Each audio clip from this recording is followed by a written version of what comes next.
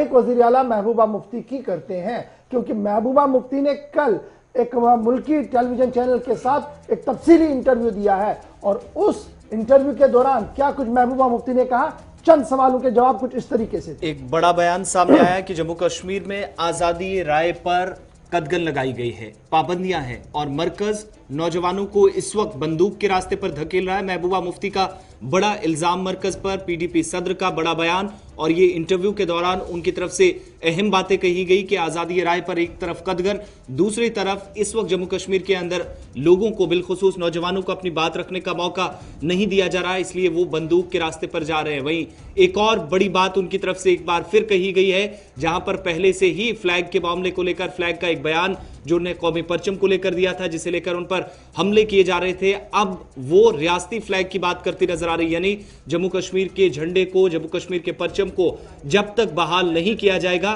तब तक महबूबा मुफ्ती जाती तौर पर वो खुद की बात कर रही कि इंतखाबात का हिस्सा जम्मू कश्मीर यूटी के अंदर नहीं बनेगी।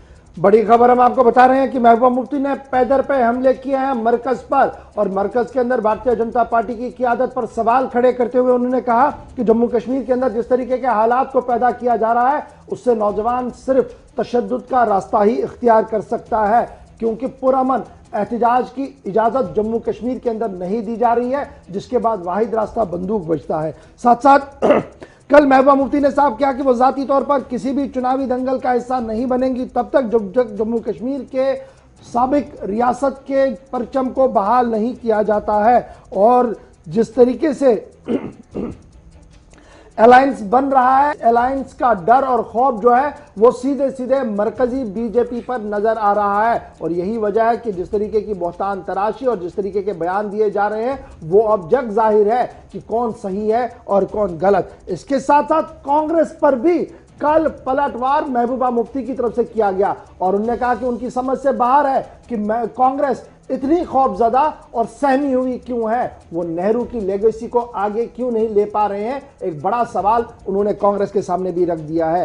कल मीडिया भी उनके सवालों के दायरे में आई और कहा कि मीडिया भी कई बार नजर आ रही है और यही वजह है कि बड़े रिपोर्टों पर भी अब अगर वो सच भी हो तो लोग एतबार नहीं कर पाते हैं। और जम्मू कश्मीर की सूरत हाल के हवाले से उन्होंने कहा कि मौजूदा एक साल के दौरान आप देख लीजिए कि पसंदी और दहशतगर्दी की कहानियां कितनी बड़ी हैं, और जब सब कुछ ठीक ठाक है तो 4G को रेस्टोर क्यों नहीं किया है, जब सब कुछ ठीक ठाक है तो जिस तरीके से चुनावी दंगल को चलाने की कोशिश की जा रही है कि सिलेक्टेड लोगों को आज़ादी है कैंपेनिंग करने की और कुछ लोगों को कमरों तक महदूद करके रख दिया है, तो ये किस तरीके की जमहूरियत की दावे और किस तरीके की नॉर्मलसी की दावे यहाँ पर किए जा रहे हैं। तो ये चंद सवालों के जवाब थे जो महबूबा मुफ्ती ने कल कांग्रेस से लेकर बीजेपी के सामने रखे हैं और मुल्क की क़यादत के सामने रखे हैं। इस पर सीधी बात हम करेंगे। हमारे साथ दो मेहमान ज्वाइन किए हुए हैं, मेरे रिपोर्टर श्रीनगर से भी ज्वाइन किए हुए हैं और साथ साथ हमारे साथ बीजेपी के तर्जुमान आला भी ज्वाइन किए हुए हैं और डॉक्टर साहब हमारे साथ इस वक्त ज्वाइन किए हुए। डॉक्टर साहब बहुत शुक्रिया जी ज्वाइन करने के लिए। महबूबा मुफ्ती के बयान बड़े तलख बयान आते हैं हमेशा, लेकिन रिहाई के बाद कौमी टेलीविजन चैनल के साथ पहली बार खुलकर इंटरव्यू और उसमें सीधे से हमला बीजेपी की क़यादत, उस पर सीधे से हमला नेशनल पॉलिसी, उस पर सीधे से हमला कांग्रेस। किस तरीके से बयान को देख रहे हैं कि रास्ता कोई नहीं इसलिए तशद्दुद की ओर धकेल रही है मौजूदा निजाम जम्मू कश्मीर के नौजवानों को?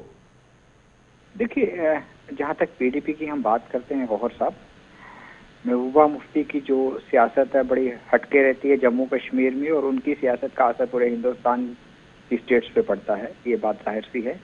और वो जितना इस टाइम पे जहर उगल है क्योंकि ग्राउंड पे पीडीपी बिल्कुल ख़त्म हो चुकी हुई है। पीडीपी पार्टी है कहाँ पहले वो ये देखें, और इन चीज़ों को देखते हुए इस तरह का बयान देना और श्रीनगर वैली के हालात ख़राब करने की कोशिश करना, ये कोई मुझे नहीं लगता है कि एक इतनी कदावर पॉलिटिशियन से इस तरह के बयान दिए जाएं जिससे यूथ को गुमराह किया जाए और फिर पुरानी तरह के श्रीनगर में हालात वापस कोशिश की जाए। ऐसी चीज़ें उनको नहीं करनी चाहिए।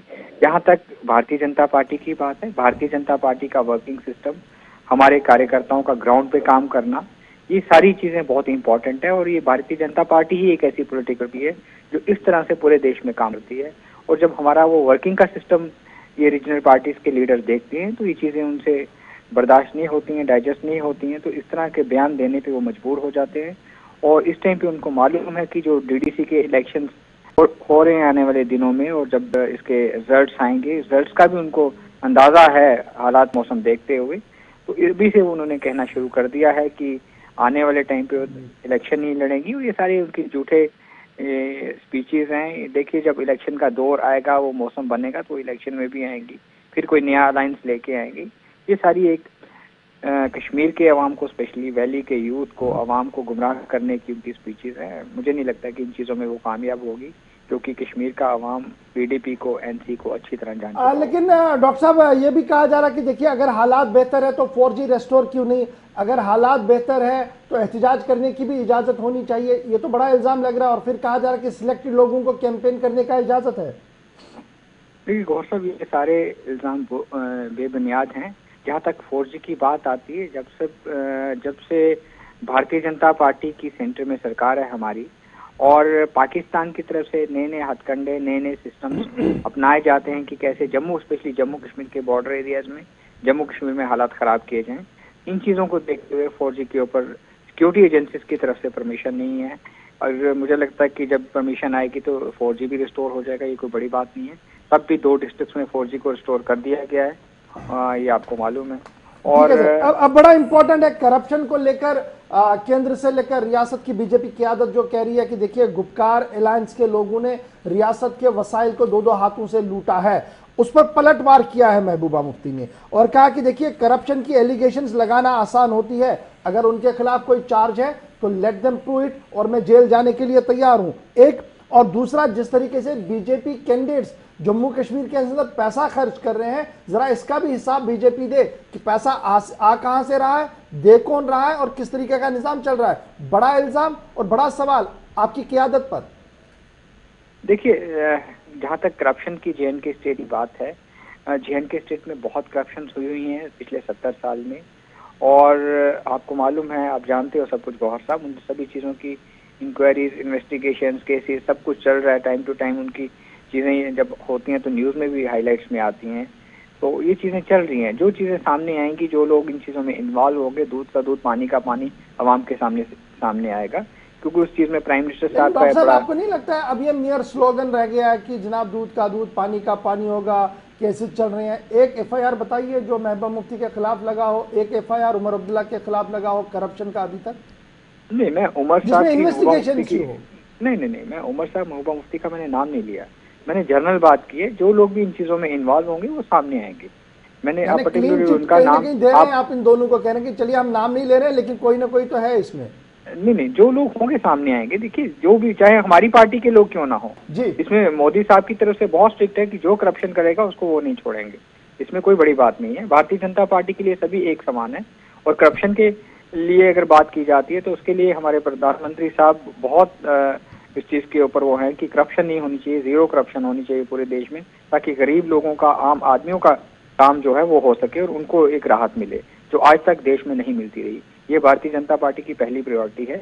और जहाँ तक दूसरी बात करते हो आप, इलेक्शन में खर्चा होता है, भारतीय जनता पार्टी के जो कैंडिडेट हैं वो खर्चा कर रहे हैं और दूसरी पार्टी के नहीं कर रहे हैं। मैं आपको ये बात सीधी सी बता दूं, जब इलेक्शन होती है तो जो खर्चा होता है उसके ऊपर इलेक्शन कमीशन ऑफ इंडिया की नजर रहती है, वो उनका इन चीजों को देखना। मुझे नहीं लगता कि मैं इसके ऊपर कोई टिप्पणी करूं या पीडीपी करें या एनसी करें। चलिए डॉक्टर साहब, बहुत बहुत शुक्रिया जी हमारे साथ ज्वाइन करने के लिए। डॉक्टर ताहिर चौधरी बीजेपी के तर्जुमान बता रहे थे कि बयानात जो है ये तो इल्जामात नहीं है, हम जो भी कर रहे हैं ग्राउंड रियलिटी पर जाकर करें और हालात कितने बेहतर है ये जम्मू कश्मीर के